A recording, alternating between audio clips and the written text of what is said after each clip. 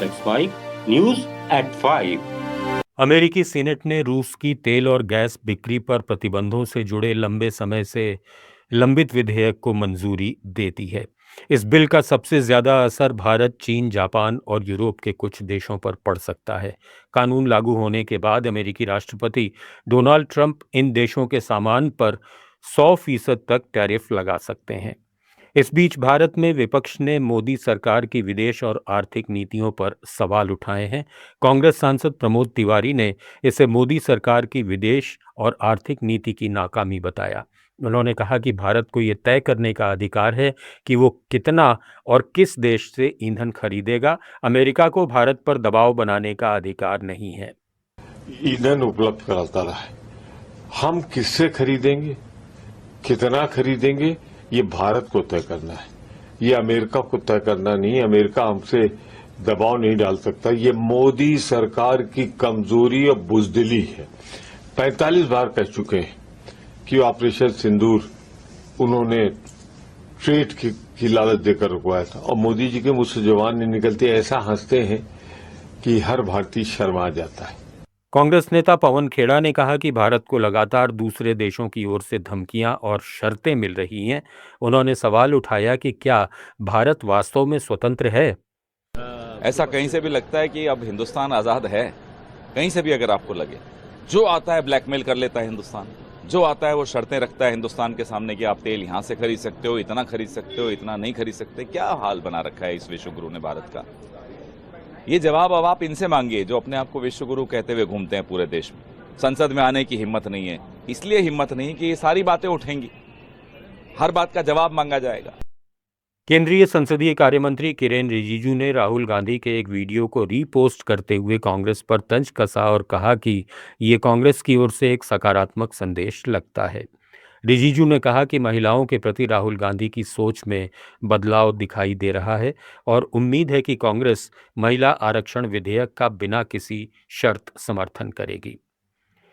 दरअसल राहुल गांधी ने एक वीडियो में महिलाओं के अधिकार और उनकी आज़ादी की बात करते हुए कहा कि भारत की महिलाओं की ऊर्जा दबी हुई है और उन्हें खुद को अभिव्यक्त करने या अपनी कल्पना को उड़ान देने की पूरी आज़ादी नहीं है।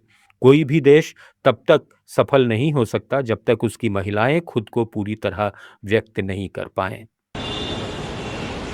is trapped, is not allowed to express itself, is not allowed to imagine.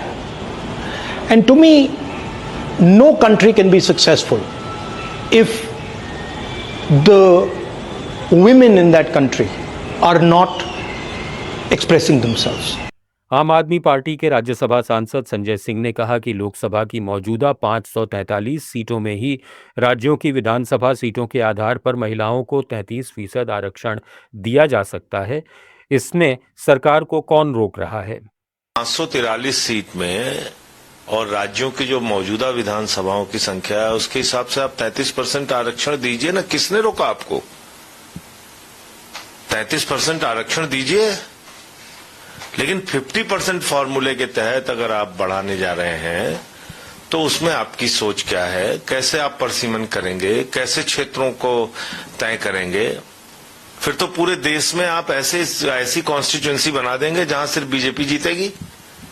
जैसे आसाम में आपने किया, एक लोकसभा में 26 लाख वोट कर दिया, एक लोकसभा में 12 लाख वोट कर दिया।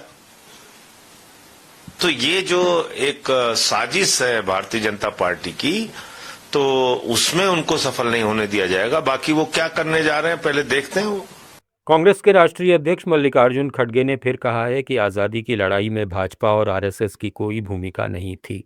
उत्तराखंड में हल्द्वानी के रामलीला मैदान में सार्वजनिक रैली को संबोधित करते हुए उन्होंने सवाल किया कि आरएसएस या भाजपा का कौन सा व्यक्ति देश की आज़ादी के लिए जेल गया था।